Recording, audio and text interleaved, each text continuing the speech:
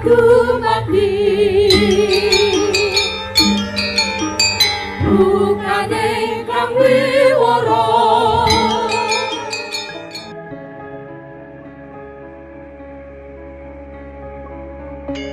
Hari pun telah beranjak semakin siang ketika kepulangan Pangeran Peki disambut hangat oleh keluarga Surabayan yang menanti dengan berharap-harap cemas.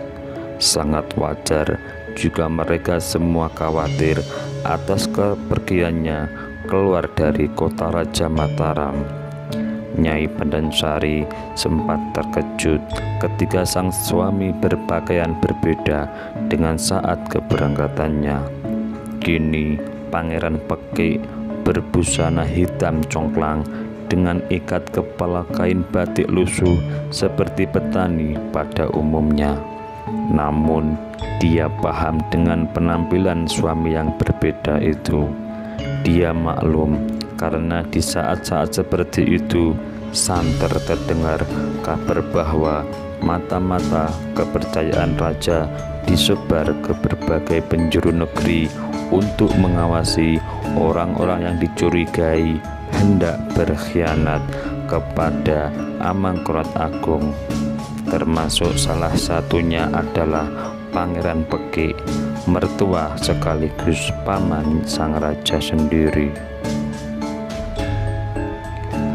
Aku menuruti saran dari Kang Mas Panembahan Kajoran agar kepulanganku kembali ke Mataram menyamar sebagai pedagang. Kami bersama rombongan orang-orang Kajoran memikul hasil kebun ke Pasar Gede Blarat karena kebetulan sekarang adalah hari pasaran. Alhamdulillah, dengan penyamaran ini akhirnya aku dan pengawal-pengawal dapat kembali dengan aman. Masuk ke benteng rumah sendiri pun harus berhati-hati sampai para pengawal menyebar satu persatu dengan tetap menyamar sebagai pedagang. Ucapnya setelah kehadirannya disambut oleh Nyai Pandansari dan Raden Mas Tejoningrat di halaman depan. Syukurlah Kang Mas, memang dalam keadaan begini kau harus berhati-hati agar tak menimbulkan kecurigaan orang-orang suruhan Tumenggung Yudonegoro itu. Mereka kabarnya mengawasi setiap gerak-gerikmu jika keluar dari dalam ini. Jangankan dirimu sendiri, orang-orang yang berkunjung kemari pun tak luput dari pengawasan mereka. Tentu saja setiap orang yang datang akan dilaporkan kepada atasannya, ucap sang istri. Bagaimana Eyang? Apakah sudah ada kabar lebih lanjut dari Eyang Kajoran? Tanya Tejoningrat tak sabar. Biarlah yang aku mandi, sarapan dan istirahat dulu, Nger. Tentunya dia berkeringat dan lelah akibat melakukan perjalanan jauh begitu. Apalagi aku yakin semalaman pasti belum tidur. Nyak, sela Nyai Pandansari. Raden Mas Tejoningrat pun tahu diri dengan mengangguk sebagai ucapan permintaan maaf. Pangeran Peki hanya tersenyum sambil mengelus kain ikat di kepala sang cucu tercinta. Betul kata Yang Putri, Nger. Beri aku kesempatan untuk beristirahat sejenak. Maklumlah, tenaga tua begini tentu beda dengan dirimu yang masih muda.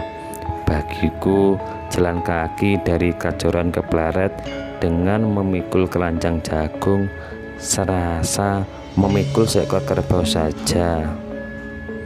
Ketiganya tertawa sambil kembali masuk ke dalam rumah gedung kayu itu. Di siang hari, saat makan siang telah disiapkan, rupanya Pangeran Peki telah bangun dari istirahatnya. Mereka sekeluarga kemudian makan bersama dengan penuh kebersamaan dan keakraban.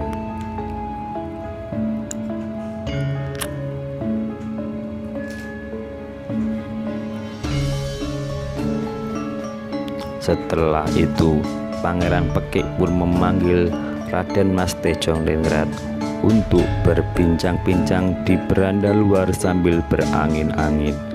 Anak sulung Amangkurat Agung telah duduk di sebelahnya, siap untuk mendengarkan semua kata-katanya.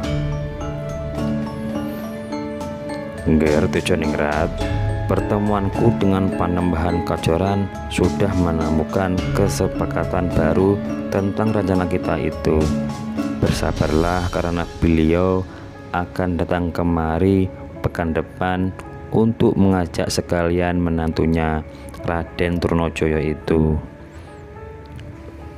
Kami sepakat biarlah kalian berdua saja yang akan menentukan bagaimana baiknya untuk menjalankan keinginanmu. Bagaimanapun juga kita harus semakin berhati-hati karena situasi sekarang yang semakin mengkhawatirkan.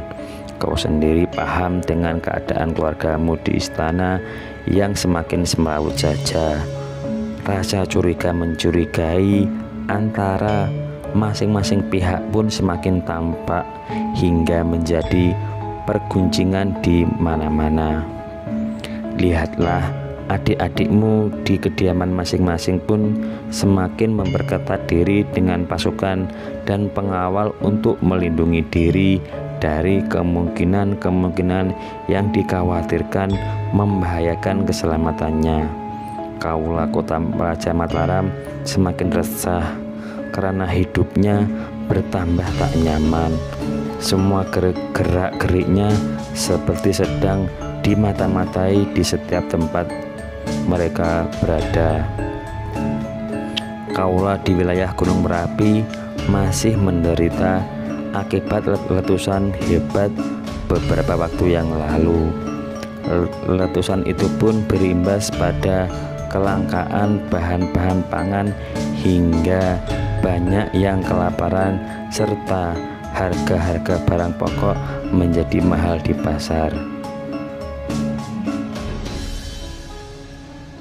Belum lagi dengan kejadian gempa bumi dan amukan gelombang pasang yang menerjang kaula di pesisir Laut Selatan. Masih banyak para nelayan yang ketakutan untuk melaut lagi. Sumber nafkah mereka telah porak-poranda akibat amukan gelombang pasang itu. Persawahan dan kebun-kebun wilayah selatan pun luluh lantak. Ditambah lagi rumah-rumah yang habis tersapu ombak besar itu. Pengungsian terjadi di mana-mana. Kaula Mataram lapar dan banyak yang kehilangan mata pencaharian hidup mereka. Akibatnya kejahatan dan keonaran timbul di mana-mana demi sesuap makanan untuk mempertahankan hidup. Orang-orang berkelakuan seperti binatang saja layaknya, saling sikut dan saling memperdaya untuk mendapatkan makanan. Namun kejadian tersebut disikapi oleh ayahmu dengan jalan yang salah. Bukannya membantu, tetapi justru memerintahkan pasukannya untuk menghabisi para perusuh yang dianggap membuat onar kenyamanan orang lain.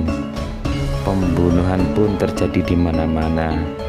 Bukannya keadaan menjadi tenang, tetapi justru membuat kaula Mataram semakin ketakutan dan tidak nyaman hidup. Semua yang dilakukan menjadi serba salah, ucap Pangeran Pekik panjang lebar sambil menggeleng-gelengkan kepalanya. Raden Mas Tejoningrat terdiam mendengar penuturan kakeknya. Matanya nanar menerawang ke halaman depan. tak mempedulikan lagi suara-suara merdu yang keluar dari paruh burung-burung perkutut kelangenan Pangeran Pekik. Justru sang kakeklah yang kemudian menimpali suara-suara itu dengan turut bersiul-siul menerukan peliharaannya, kegemarannya. Tangannya pun turut diangkat ke atas sambil memperhatikan kurungan yang tergantung tak jauh di sebelahnya.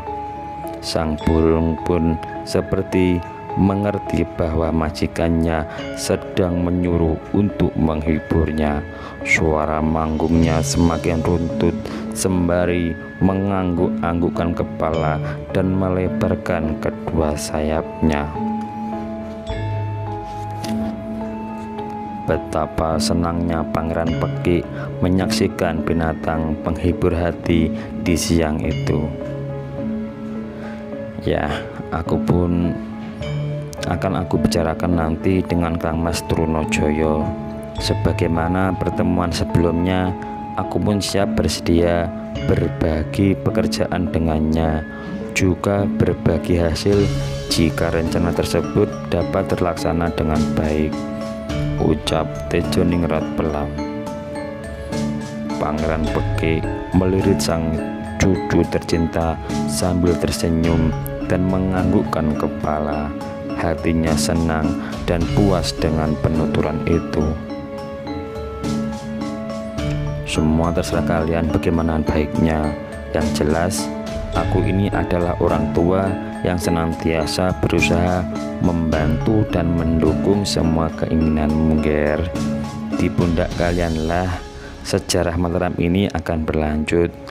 Jika nanti bertemu dengan Raden Trunojoyo yang sanggup melaksanakan tugasnya, maka kau pun harus berlaku adil. Berhati-hatilah dan pandai-pandailah bersiasat, karena bagaimanapun juga ayahmu pun sudah cukup lama mencurigai dirimu. Apalagi sudah 2 tahunan lebih kau tidak pernah mau bertemu dengannya. Jangan terlalu tampak rasa dendam dan ketidaksenanganmu kepada raja. Berbahaya bagi dirimu sendiri, Nger. Hati-hati dalam bersikap dan bertindak. Juga berhati-hati jika berpergian. Bawalah pengawal yang cukup demi keselamatanmu. Siapa tahu ada pihak-pihak yang sedang menginginkan kematianmu demi kepentingan tertentu. Aku pun sempat mendengar desas-desus bahwa Amangkurat Agung akan tega meracuni dirimu hingga mati jika kau terbukti hendak menggulingkan kekuasaannya. Dia yang semakin kejam itu akan tega membunuh anaknya sendiri, sebagaimana dia tega membuat mati adik kandungnya sendiri di waktu yang lalu. Raden Mas Tejoningrat mengangguk. Dia telah mengerti akibat yang terjadi setelah permusuhannya dengan sang ayah diketahui oleh banyak pihak. Tentunya hal tersebut akan dimanfaatkan oleh orang-orang atau kelompok yang dapat mengambil manfaat dan kesempatan dari keadaan itu. Tak sabar rasanya untuk segera bertemu dengan Eyang Kajoran dan Kang Mas Trunojoyo. Kita harus segera mengubah keadaan Mataram ini sehingga kehidupan berjalan lebih baik lagi. Sungguh tak adil jika kehidupan dibiarkan berjalan demikian. Akulah anak sulung raja yang paling berhak sebagai pewaris tahta Mataram. Jika Romo Amangkurat Agung tak mengembalikan kedudukan sebagai Adipati Anom kepadaku, maka hak itu akan aku rebut lagi dengan cara apapun. Semua itu demi rakyat Mataram, ucapnya dengan tekanan suara penuh semangat. Pangeran Pekik tersenyum senang memperhatikan semangat kemudaan sang cucu. Dia mengangguk sambil mengacungkan ibu jari tangan ke tangannya.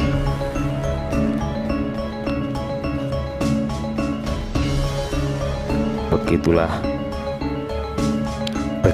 sikap tegas anak muda yang penuh perhatian dengan keadaan di sekitarnya.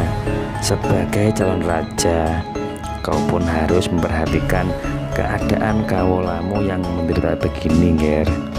Buatlah perubahan, karena kau adalah calon pemimpin besar, calon raja pewaris tahta Mataram yang kekuasaannya melingkupi seluruh tanah Jawa ini.